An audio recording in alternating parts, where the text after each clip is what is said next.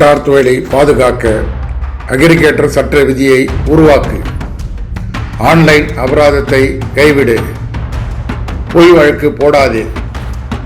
நீதிமன்ற தீர்ப்பின்படி auto metre கட்டணத்தை மாற்றி அமைக்க கோரி என பல்வேறு கோரிக்கைகளை வலியுறுத்தி சாலை போக்குவரத்து மோட்டார் வாகன தொழிலாளர்கள் தமிழகம் முழுவதும் மனு கொடுக்கும் போராட்டத்தை இன்று நடத்தினர். அந்த போராட்டத்தின் ஒரு பகுதியாக சென்னையில் 3 மாவட்டங்கள் இணைந்து அனைத்து தொழிற்சங்கங்கள் சார்பில் சென்னை சைதாப்பேட்டை பனகல் மாளிகையின் முன்பாக ஆயிரக்கணக்கான தொழிலாளர்கள் பங்கேற்ற மாபெரும் ஆர்ப்பாட்டம் நடைபெற்றது. இந்த ஆர்ப்பாட்டத்திற்கு பிறகு போக்குவரத்து ஆணையரிடம் அனைத்து தொழிற்சங்கங்கள் சார்பாக மனு அளிக்கப்பட்டது.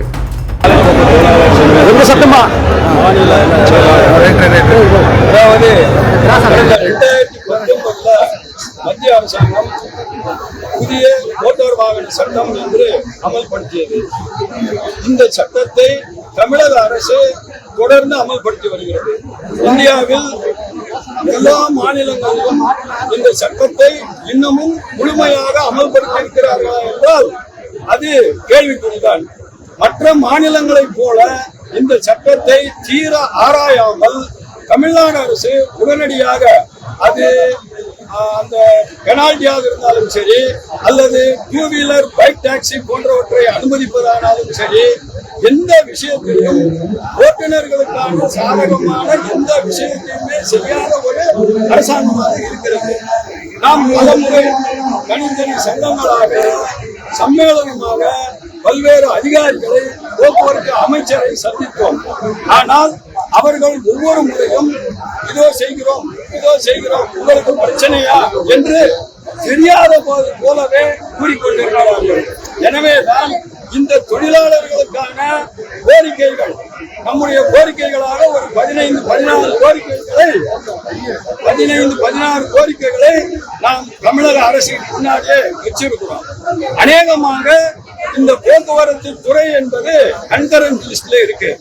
மாநில அரசும் மத்திய அரசும் இதை அமல்படுத்தலாம். ஆனா மாநில அரசு நினைத்தால் அல்லது இந்த சட்டங்கள் தொழிலாளர்களுக்கு எதிரானவை என்று தெரிந்தே கூட இந்த சட்டத்தை தொடர்ந்து அமல்படுத்தி வருகிறது. குறிப்பாக தொழிலாளர்கள் மீதாக சென்னை நகரத்தை பொறுத்தவரையே எடுத்துக்கொண்டால் வெறும் 77 கேமராக்கள் என்று இருந்தது. இன்றைக்கு 350 கேமராக்கள் என்ற முறையில மூலை முடுக்கெல்லாம் கேமராக்களை வைத்து எந்த விதமான கட்டுப்பாடும் இன்றி ஒவ்வொரு நபரையும், அதாவது ஒரு 2 வீலர்ல இருந்து எந்த வண்டியாக இருந்தாலும் கூட அவர்களுக்கு ஆன்லைன் பெனால்டி. அந்த பெனால்டி என்பது கூட ஒரு நியாயமான பெனால்டியா என்றால் இல்லை. ஒரு கார் ஓட்டுறவரு சீட் பெல்ட் போடலன்னு வந்தா அது நம்ம ஒத்துக்கலாம். ஆனா லாரி ஓட்டுறவரும் வேன் ஓட்டுறவரும் ஆட்டோ ஓட்டுறவரும் சீட் பெல்ட் போடல ஹெல்மெட் போடல அப்படின்ற மாதிரி காவல்துறை ஒரு குற்றம். அதே மாதிரி ஆர்டிஓ ஆபீஸுக்கு போனோம்னா அது 30 ரூபாய் ஸ்டிக்கர் 300 ரூபாய்க்கு விற்கிறாங்க. இன்னைக்கு காலையில விசாரிக்கிறப்போ 300 ரூபாய் இல்ல தோழர் 400 ரூபாய்க்கு விற்கிறாங்க அப்படின்றாங்க.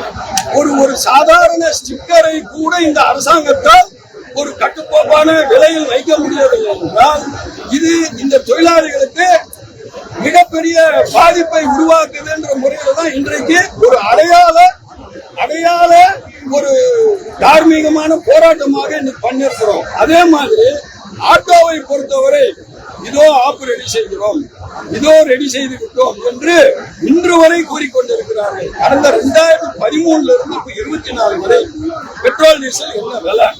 ஆனா அரசாங்கம் நீங்க எப்படியாவது போங்க, நான் பத்திரமாக இருந்தா சரின்ற மாதிரி இன்ன வரைக்கும் ஆட்டோ மீட்டர் கட்டணத்தை நிர்ணயிப்பதற்கு யார் தடையாக இருக்கிறார்கள்? இதுதானே நம்ம கேள்வியா இருக்கு. அதே மாதிரி இந்த அக்ரிகேட்டர் ரூல்ஸ் கொண்டு வந்துட்டா இந்த கார் ஓட்டுநர்களுக்கான ஒரு நியாயமான கட்டணம் என்பது கிடைத்துவிடும். ஆனா என்ன சொல்றாங்க, இந்த ஆப் பேஸ்டு கம்பெனிஸ், அது ஓலாவோ ஊபரோ இல்ல ரேபிடோவோ, இவர்கள் ஆப்ல போடுற ரேட்டு அவங்களுக்கு பிக்ஸ் பண்ணது யாரு? இஷ்டத்துக்குமான ரேட்டாக ஆட்டோவை விட குறைந்த கட்டணமாக பீக் ஹவர்ஸ் இல்லாத நேரங்களில் போடுறாங்க. அதே பீக் ஹவர்ல அது என்ன ரேட்டுன்னு யாராலும் கண்டுபிடிக்க முடியாத அளவுக்கு 400, 500, 1000 என்ற முறையில் இருக்கு. ஏர்போர்ட்ல இருந்து சென்னை நகரத்தில் எந்த மூலையிலும் ஒரு ஆட்டோவோ அல்லது டாக்ஸியோ அல்லது ரோடு வேனோ அல்லது சென்னை நகரத்தினுடைய நாடி நரம்புகளாக இருக்கின்ற இந்த ஓட்டுநர்கள் வாழ்க்கை என்பது எந்த விதத்திலும் முன்னேறிவிடக் கூடாது என்ற முறையில தமிழக அரசு வேலை செய்கிறதோ என்கின்ற ஒரு சந்தேகம் நமக்கு இருக்கிறது. எனவேதான் இன்றைக்கு இந்த சட்டங்களை ஒரு எப்படி BNS 106(2) என்ற ஒரு சட்டத்தை ஒரு போக்குவரத்து ஆணையர் தான் இன்னைக்கு வரைக்கும் அந்த சட்டத்தை நிறுத்தி வச்சிருக்கிறாருங்க. இந்திய நாட்டுல நம்ம நிறைய பார்த்திருப்போம், கோர்ட் மூலமா ஒரு சட்டம் நிறுத்தப்படும், இல்லைன்னா பார்லிமெண்ட்லயோ சட்டமன்றத்திலோ போட்டுதான் ஒரு சட்டத்தை நிறுத்த முடியும். ஆனால் மோடி அரசாங்கத்துல ஒரு transport secretary, central transport secretary BNS 106(2) என்ற ஒரு சட்டத்தை நிறுத்தி வைத்திருப்பதாக அவர் மட்டும்தான் சொல்லி இருக்கிறாரே தவிர சட்டத்தில் அதை நிறுத்தியதாகவோ அல்லது பாராளுமன்றம் அதை விவாதித்து அதை வாபஸ் வாங்கினதாவோ இல்ல. அப்படி இந்தியாவில் உள்ள ஒரு IAS கேடருக்கு ஒரு சட்டத்தை நிறுத்த முடியும் என்றால் தமிழ்நாட்டில் உள்ள IAS அதிகாரியான போக்குவரத்து ஆணையர் நாங்கள் சொல்லுகின்ற இத்தனை குறைகளையும் நிவர்த்தி செய்யலாம் என்ற முறையிலே தான் அந்த ஆணையரை சந்தித்து இன்றைக்கு மனு கொடுப்பது என்று நாங்கள் முடிவு செய்திருக்கிறோம். ஏற்கனவே அமைச்சர்களை பார்த்து விட்டோம், அரசியல்வாதிகளை பார்த்து விட்டோம், MP-க்களை பார்த்து விட்டோம், MLA-க்களை பார்த்து விட்டோம். ஆனால் அரசு அதிகாரிகள் நியாயமாக இருந்தால் எப்படி BNL சட்டத்தை ஒரு IAS அதிகாரியினால வேலை செய்ய முடியுதோ அப்படி இந்த அநியாய கொள்ளைகளையும் கார்பரேட்டுகளையும் வளர்க்கின்ற இந்த சட்டங்களை நம்முடைய ஆணையர்கள் நிவர்த்தி செய்யலாம் அப்படின்ற முறையில தான் நாம இன்னைக்கு அவங்க முன்னாடி நம்முடைய கோரிக்கைகளை மனுவாக கொடுக்கிறோம் என்பதை தெரிவித்துள்ளோம்.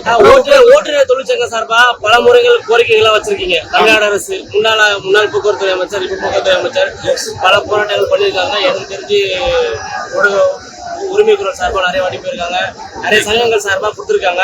ஆனா கொடுத்த ஒரு இது வரைக்கும் உங்களுக்கான ஒரு தீர்வு கிடைக்கல. இதுக்கப்புறம் நீங்க என்ன பண்ணலாம்னு இருக்கீங்க? இதுவரை எந்த தீர்வும் கிடைக்கவில்லை. இந்த அரசாங்கத்துக்கு நாம பலமுறை பல கோரிக்கைகள் கொடுத்தும் எதுவும் நடக்கல. அதனாலதான் இன்றைக்கு ஒட்டுமொத்த தொழிலாளர்களின் கோபாபவேசம் ஒரு மாதிரி இருந்தாலும் கூட பல்வேறு போராட்டங்களை நடத்தணும் அப்படின்னு சொன்னாலும் கூட ஆணையர் அவர்களை சந்தித்து அவர் நல்ல முடிவை சொல்லுவார் என்ற முறையில இருக்கிறோம். அப்படி எந்த முடிவும் ஏற்படவில்லை என்றால் தொடர்ந்து இந்த போராட்டத்தை வேறு வகையில் அது சாலை போக்குவரத்து சம்மேளனத்துக்கு தெரியும், காவல்துறைக்கும் தெரியும். ஏனென்றால் காவல்துறை எப்பவுமே சொல்லுது நாங்க எந்த பாஷையில சொன்னா புரியும் அப்படின்ற மாதிரி சொல்லி இருக்கிறார் நம்ம கமிஷனர். அதே மாதிரிதான் தொழிலாளி வர்க்கம் எந்த பாஷையில் சொன்னால் புரியுமோ அந்த பாஷையிலும் நாங்கள் சொல்வதற்கு தயாராக இருக்கிறோம் என்பதை கூறிக்கொள்கிறோம்.